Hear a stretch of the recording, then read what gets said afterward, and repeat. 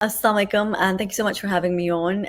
Thankfully, it is Ramadan because I think it's been a very, very difficult couple of days for British Muslims, Muslim communities, and organizations like the Muslim Council Britain. The government for the last week has been talking about this new definition of extremism that we're going to launch.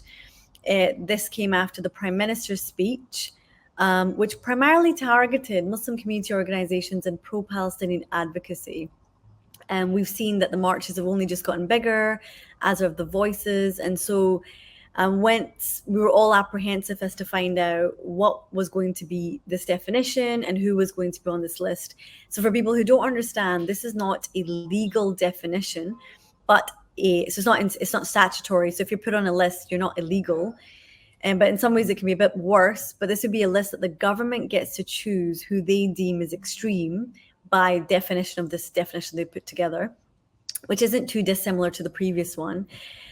So we were all waiting very apprehensively because the label extreme is obviously very, very damaging. And it would mean that you can't talk or work with parliamentarians, you don't get to talk to local authorities, you don't get any government funding. Not that many of our organizations do take government funding, but nonetheless, it would have a very awful brand to the extent that you could lose your bank account, really, because you'd be seen as an extremist organization. So we knew it was going to be very divisive. It's culture wars, and it's the government playing politics with extremism, which is far too serious for them to be doing so.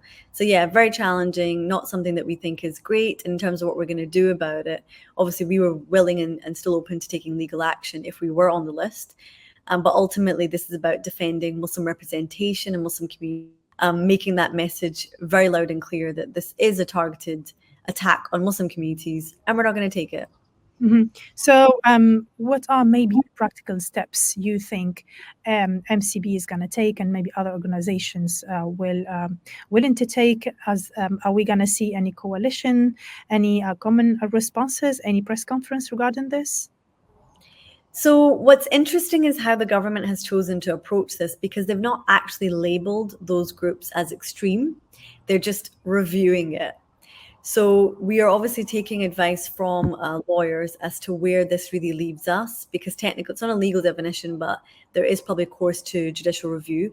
We're already in touch with a wide coalition of groups, not just in the Muslim community space, but civil society as well, human rights and civil liberties organizations, including a number of politicians, interfaith communities, and the broad base of British society that thinks this just really isn't the right thing for us to be doing. We commended the Archbishop, both of Canterbury and York, who did a really good statement on this, saying that it would unfairly target Muslim communities and be very divisive. So in terms of what to do at this point is, I guess, waiting to hear back from the lawyers, but also to appreciate no one's really been labeled extreme per se. The government is reviewing it.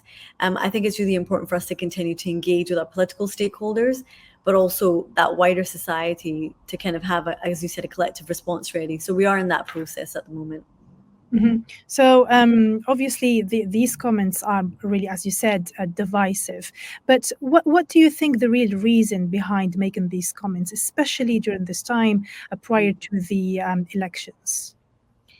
So I think it is, unfortunately, political,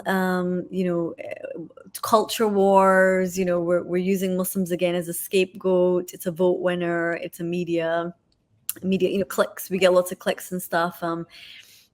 Sadly, Muslims are always that group that are marginalized and used when it comes to this political peddling and tropes. There is a general election around the corner, and this also ties into what everyone is talking about, which is Gaza, and how much that has really shaken things up politically at a global international stage, but also locally for many communities and how they'll be voting. So I think it's a cross section of things, but also Michael Gove himself is very ideological in his pronouncements too. So he himself has a track record of the Trojan horse affair, for example, in targeting Muslim communities. He wrote a book called Celsius 77. So there's a number of things at play here, but definitely the general election will be the most prominent. It has been very, very distressing. It's been outrageous. It's been difficult. We're in this holy month of Ramadan, and we may have been labeled an extremist organization. as I said on my interviews, and I've got a background in international human rights law, I joined, like all of us, these organizations to do good work, to help communities. Islam is a beautiful religion. We represent our faith in the best way possible. And to think that we were going to be labeled in such a way was just horrifying, because we represent the wide cross-section of British Muslim communities, charities, professional networks, mosques. So if you labeled me an extremist, you'd be labeling the organization, all the communities we represent. I don't know who that really leaves, to be honest.